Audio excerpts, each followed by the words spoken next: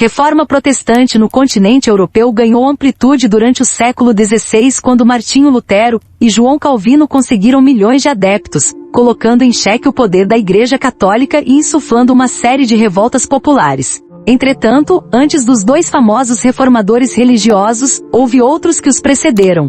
Dentre eles, estava John Hus. John Hus antecipou várias críticas às doutrinas e à prática da Igreja Católica que ficariam célebres com Lutero e Calvino. Dentre elas, é interessante destacar sua oposição à venda de indulgências e à riqueza da Igreja, bem como a comunhão ser restrita ao corpo eclesiástico, não sendo oferecida aos demais crentes, principalmente os de origem popular. Nascido em 1369, ou 1371, na Boêmia, onde hoje se localiza a República Tcheca, John Hus teve uma formação filosófica e teológica, apesar de ser oriundo de família humilde.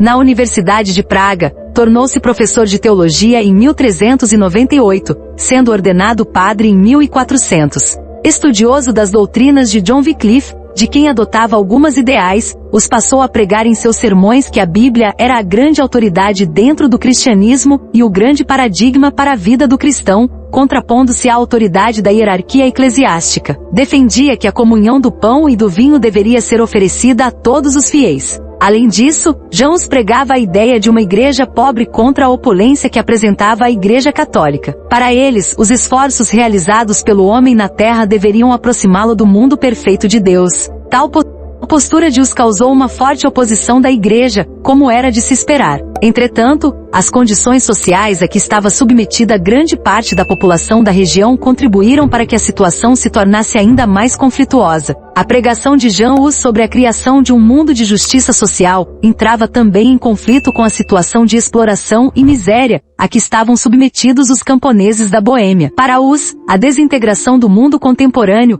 a ele era um indício do aparecimento do anticristo. Soma-se a isso o fato de grande parte da nobreza proprietária das terras ser de origem alemã. As ideais de John Hus conseguiram sensibilizar os nobres de origem tcheca, que viam em suas pregações uma forma de enfrentar os germânicos.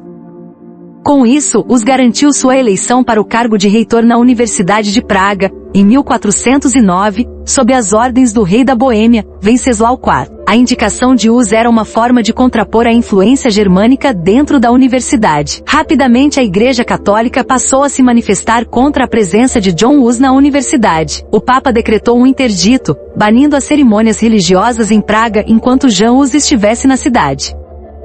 As posições contra a venda das indulgências e demais críticas contra a Igreja levaram-no a ser acusado de heresia.